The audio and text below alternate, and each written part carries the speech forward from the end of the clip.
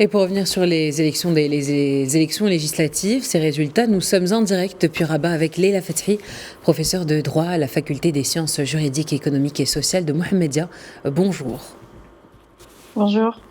Alors on peut voir dans les résultats de ce second tour la victoire du NFP ou encore celle du Front républicain contre la menace du RN. Alors quelle est votre lecture de ces élections ? Alors déjà, d'une première lecture, on pourrait dire que ces résultats ont contredit des prédictions qui ont été faites et qui annonçaient plutôt une victoire de la droite.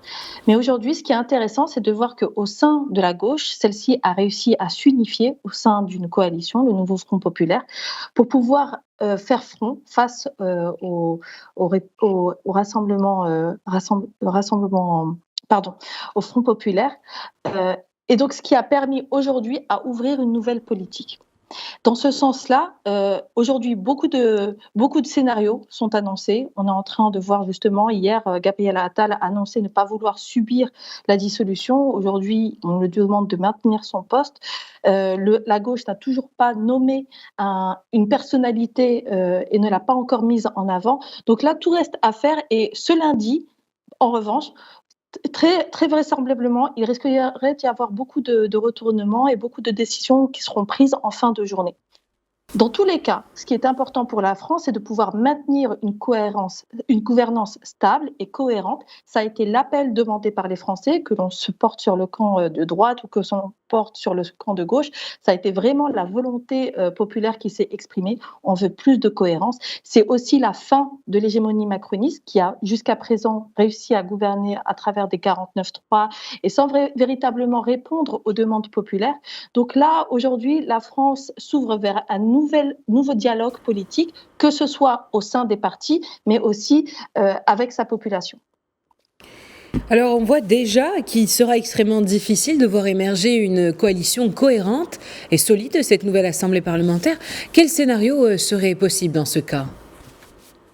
Alors, au sein de la gauche, aujourd'hui, ils sont en train de discuter pour pouvoir présenter une personnalité. Une personnalité qui, ils le disent, il y a eu plusieurs représentants des groupes de gauche qui l'ont dit. Ils veulent une personnalité qui puisse porter des projets. Donc là aussi, on s'éloigne un petit peu de cette personnification de la politique et on retrouve un recentrage des intérêts politiques autour des intérêts réels de la France, où on en est, vers où on va, d'autant plus qu'aujourd'hui, des menaces assez importantes, on doit y faire face, notamment le changement climatique, les crises économiques, la guerre en Ukraine. Donc tout cela nécessite aujourd'hui à pouvoir parler à l'unisson. En ce qui concerne une gouvernance extrêmement difficile, effectivement, on entend ces voix, on entend plusieurs commentateurs tirer un petit peu leur analyse dans un sens ou dans un autre. Néanmoins, aujourd'hui, il est très difficile de pouvoir faire une prédiction en disant la France est en crise politique. On n'est pas encore crise politique, on est en turbulence politique. Emmanuel Macron est toujours président et il joue son rôle d'arbitre. D'ailleurs, comme vous l'avez annoncé, Gabriel Attal, bien qu'il avait annoncé sa démission la veille, aujourd'hui reste dans son poste. Donc ce qui est important aujourd'hui, c'est de pouvoir restabiliser politiquement la France, donner une voix à cette expression populaire et aussi pouvoir réconcilier. Car ce qui est important et ce qui peut être observé, c'est qu'il y a une forte fragmentation, que ce soit une fragmentation sociale, mais aussi identitaire qui s'est mise en avant et qui a été assez mal gérée. Donc là, aujourd'hui, la France doit pouvoir se recentrer au sein de valeurs communes, au sein d'un socle social commun. Beaucoup de réformes ont été menées jusqu'à présent sans pour autant satisfaire démocratiquement la population. Donc là aussi, il y a des propositions à faire et c'est ça qui est intéressant. Et c'est là où aussi, effectivement, on peut rejoindre les analyses disant qu'il y aura une forme de complexité au sein de la gouvernance, dans la mesure où, que ce soit au niveau de la gauche ou que ce soit au niveau de la droite, leur stratégie pour pouvoir arriver à cette forme de gouvernance est diamétralement opposée.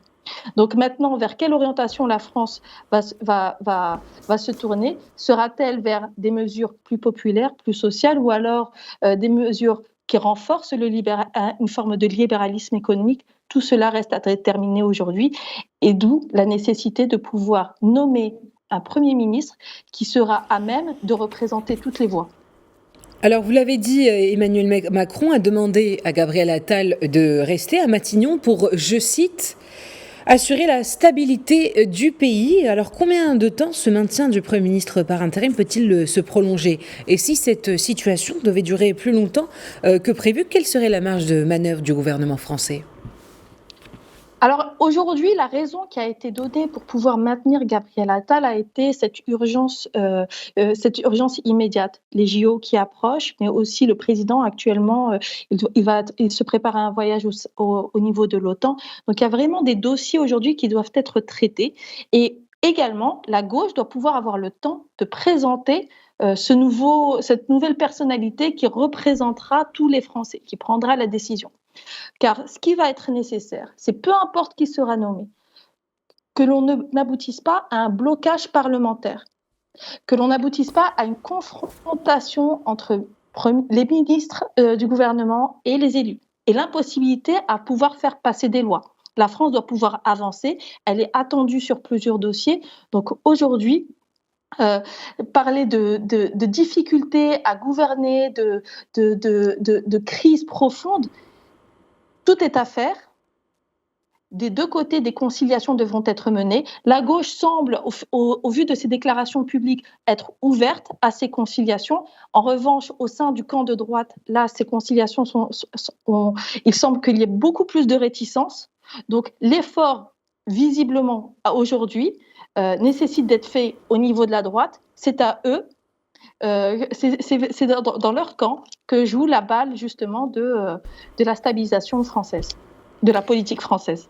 Merci Leïla Fethi pour toutes ces précisions. Je rappelle que vous êtes professeur de droit à la faculté des sciences juridiques, économiques et sociales de Mohammedia.